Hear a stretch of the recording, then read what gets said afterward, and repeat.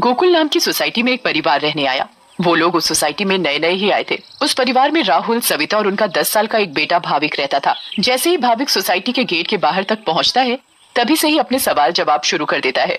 वाह पापा, ये कितनी सुंदर सोसाइटी है। क्या हम इसी सोसाइटी में रहेंगे? हाँ हाँ बेटा, हम लोग इसी सोसाइटी में रहेंगे। देखो तो हमारा भाविक कितना खुश नजर आ रहा है। अब तो मेरे यहाँ पर नए नए दोस्त बनेंगे, इतना मजा आएगा। हाँ हाँ बेटा, बहुत मजा आएगा। चलो अब अंदर चलो। जैसे ही वो लोग सोसाइटी के अंदर कदम रखते हैं, तभी जोर जोर से हवा चलने लगती है और भाविक को कुछ अजीब सा महसूस होने लगता है। मम्मी देखो तो, हमारे आते ही ये कितनी जोरों से हवा चलने लगी है। मुझे कुछ अजीब सा भी लग रहा है। नहीं बेटा, ये बस तुम्हारा वहम होगा। बच्चा समझकर सविता भाविक की बात को नजरअंदाज कर देती है। वो लोग अपने फ्लैट पर पहुंचते हैं। चलो चलो, अब आप दोनों जल्दी से फ्रेश हो जाओ, सोने का समय हो गया है। हाँ, क्योंकि कल मुझे इंटरव्यू के लिए भी जाना है। भाविक, राहुल और सविता कमरे में जाकर सो जाते हैं।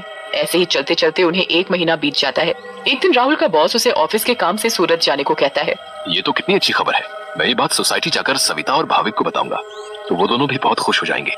राहुल घर जाकर ये बात सविता और भाविक को बताता है। सविता, ओ सविता, कहाँ हो तुम? तुम्हें एक खुशखबरी देनी है। अरे हाँ हाँ, क्या हुआ? इतना क्यों चिल्ला रहे हैं आप? हाँ पापा, क्या हुआ? आप इतने खुश क्यों नजर आ रहे हो? अरे खुश ना हो तो क्या करूं, बात ही ऐसी है। अब आप बताएंगे भी, क्या बात है? मुझे मेरी नौकरी की तरफ से सूरत ले जा रहे हैं। बहुत बड़ा प्रोजेक्ट है। अगर सब अच्छे से हो गया तो क्या पता वहाँ से आने के बाद मेरा इंक्रीमेंट भी हो जाए। अरे वाह, ये तो बहुत अच्छी खबर है। और सविता, तुम मेरा सामान पैक कर दो। मुझे आज ही रात 12 बजे तक निकलना है। मैं बस कुछ ही दिनों के लिए जा रहा हूँ। सविता राहुल का सामान पैक कर देती है और राहुल उसी रात 12 बजे सूरत के लिए निकल जाता है। चलो भाविक, अब तुम भी जल्दी से दूध पीकर कमरे में सोने चलो। ठीक है मम्मी। सविता और भाविक अपने कमरे में चले जाते हैं। सविता तो बालकनी में जाकर खड़ा हो जाता है और बारिश के मजे लेने लगता है। वाह, कितना सुंदर नजारा है। भाविक की नजर अचानक सामने वाले फ्लैट पर पड़ती है, तो वहाँ एक मोमबत्ती जल रही होती है। ये क्या है? ये सामने से कैसी रोशनी दिखाई दे रही है? ऐसा लग रहा है जैसे कोई मोमबत्ती जली हुई हो।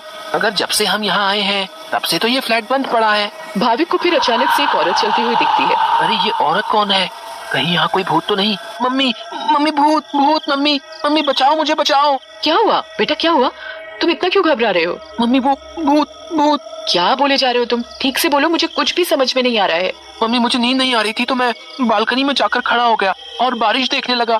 तभी मैंने सामने के फ्लैट में जलती हुई मोमबत्ती देखी और एक औरत को देखा। नहीं बेटा, ये भूत वूत कुछ नहीं होता। ये तुम्हारे मन का वहम है। नहीं मम्मी, मैं सच कह रहा हूँ। नहीं बेटा, चलो अब सो जाओ, रात बहुत हो रही है। नहीं, मैं आपको लेकर जाता हूँ। फिर भाविक सविता को बाहर लेकर जाता है।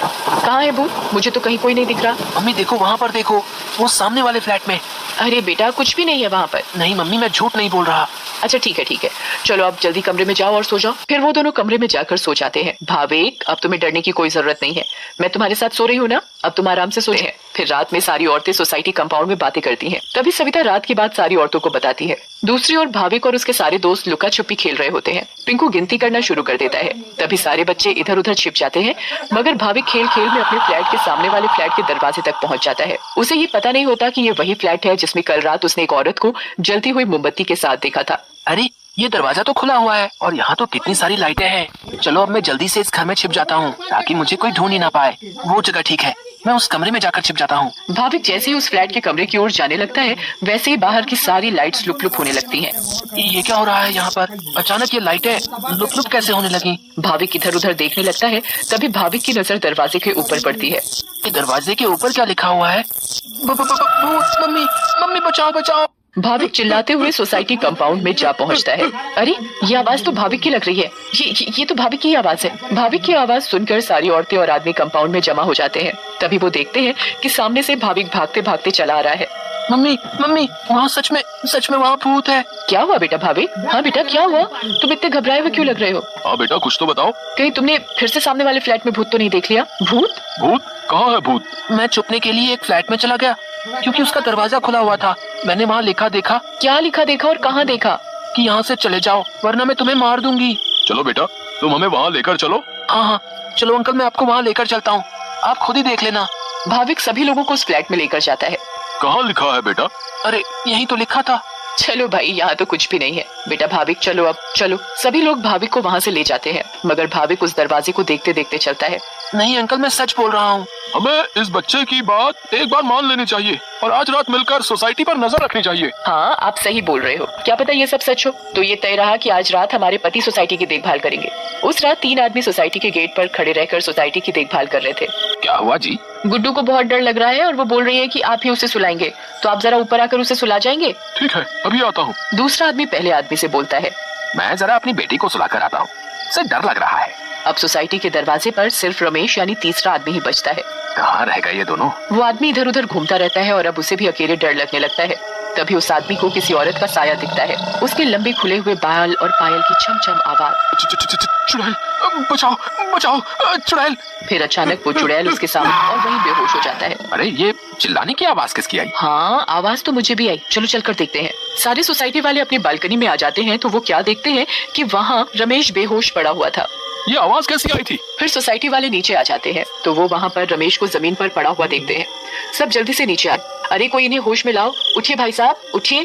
फिर कुछ ही देर में रमेश को होश आता है और वो सारी बात सोसाइटी वालों को बताता है जो उसके साथ कुछ देर पहले हुई थी। तभी सोसाइटी में अजीब सी आवाजें आने लगती हैं। मम्मी देखा ना, मैंने बोला था ना कि भूत है। हाँ बेटा, तुम सही कह रहे थे। तभी सोसाइटी के बीचों बीच धुआं उठने लगता है और वहाँ वो चुड़ैल आ जाती है। कौन हो तुम और क्यों हमें इतने दिनों से परेशान किया हुआ है? हाँ बताओ, क्यों तुमने इतने दिनों से इन लोगों को परेशान किया हुआ है? हम भी तो इसी सोसाइटी में रहते हैं। तुमने कभी हमें तो परेशान नहीं किया, तो इन लोगों को ही क्यों? हाँ बोलो बोलो। तुम्हारी वजह से मैं कितना डर गई थी। बताती हूँ, सब बताती हूँ। कई सालों पहले जब मेरी शादी हुई तो मैं और मेरे पति रवि सविता के सामने वाले फ्लैट में रहने आए।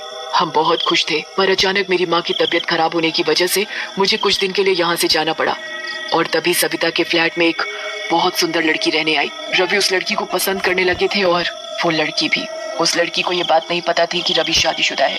मैं जब वापस आई और मुझे ये सब पता लगा तो मैंने रवि को समझाने की बहुत कोशिश की, बहुत लड़ाई की, पर वो नहीं माने। रवि मुझे छोड़कर उस लड़की से शादी करना चाहते थे और एक दिन रवि और वो लड़की चुपके से अचानक कहीं चले गए। मैंने उन्हें ढूंढने की बहुत कोशिश की मगर वो मुझे कहीं नहीं मिले। उन दोनों ने शादी कर ली थी।